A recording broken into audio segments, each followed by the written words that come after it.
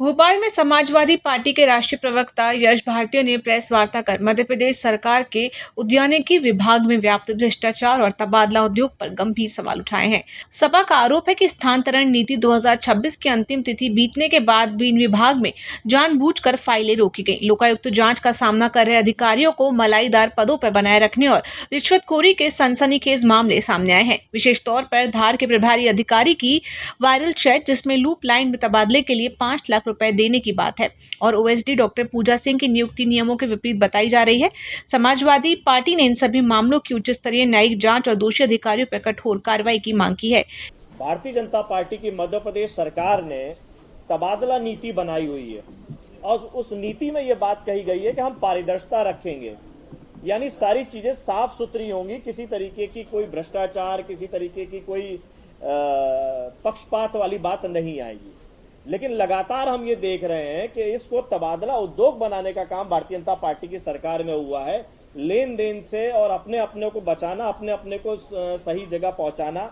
अब सही जगह का अर्थ क्या है कि किसी जगह को आपने कमाई का साधन बना दिया है ना, बड़ी भ्रष्टाचार की जगह बना दी है, इसीलिए आप वहां भेजना चाहते हैं या किसी दूसरे को रोकना चाहते हैं।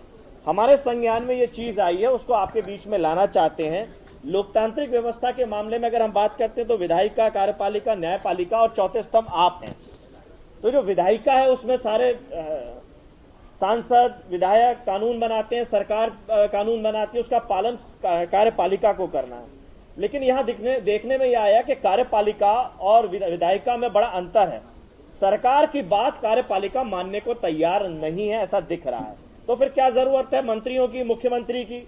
जब अधिकारी ही सरकार को चलाएंगे, अधिकारी ही सारे काम करेंगे, तो मंत्रियों को और मुख्यमंत्रियों को हटा देना चाहिए।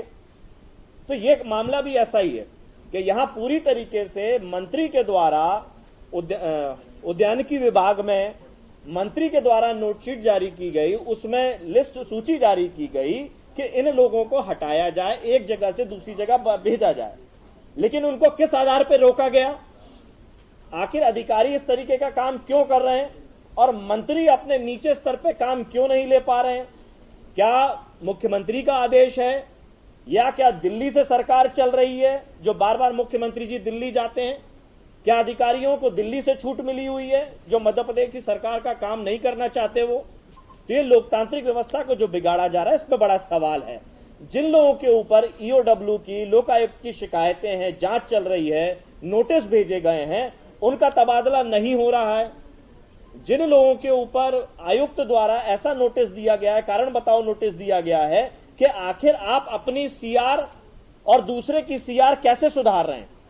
एक बार उसमें सुधार करना, मैं सुधार शब्द इसीलिए कह रहा हूं कि उनकी नजर में सुधार किया आपने, दोबारा फिर सुधार किया, तो इतना अधिकार किसने दे दिया किसको कि अगर किसी की सीआर खराब है या अच्छी है तो उसमें दोबारा संशोधन करने की बात क्यों? और आयुक्त कारण बताओ नोटिस दे रहे हैं और ऐसे लोगों का भी तबादला हो रहा है। और उन सबसे भी बड़ी बात कि एक विषय ऐसा है कि जिसमें आपके पास कागज हैं, व्हाट्सएप चैट है, जिसमें अधिकारी के बारे में जानकारी दी गई है, बकायदा अधिकारी का नाम है कि 5L रकम तय पूछी गई एक साथी द्वारा कि कितने पैसे में तुम्हारा तबादला हुआ या रोका गया, तो उसमें लिखा गया है 5L, जो स्पष्ट है कि 5 लाख है।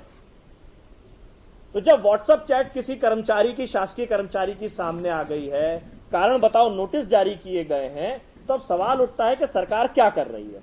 एमएस टीवी के लिए स्वाति ओगले की रिपोर्ट।